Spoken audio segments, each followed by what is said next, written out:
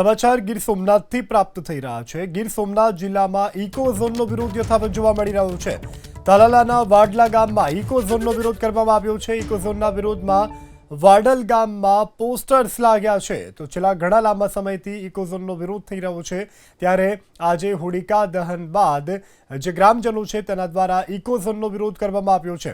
તાલાલાના વાડલા ગામના રહીશો દ્વારા, ખેડૂતો દ્વારા ઇકો ઝોનનો વિરોધ કરવામાં આવ્યો છે। ઇકો ઝોનનો વિરોધ યથાવત જોવા મળી રહ્યો છે। તાલાલાના વાડલા ગામમાં ઇકો ઝોનનો વિરોધ કરવામાં આવ્યો છે। ઇકો ઝોનના વિરોધમાં વાડલ ગામમાં પોસ્ટર્સ લાગ્યા છે। તો છેલ્લા ઘણા લાંબા સમયથી ઇકો ઝોનનો વિરોધ થઈ રહ્યો છે, ત્યારે આજે હોલિકા દહન બાદ જે ગ્રામજનો છે તેના દ્વારા ઇકો ઝોનનો વિરોધ કરવામાં આવ્યો છે।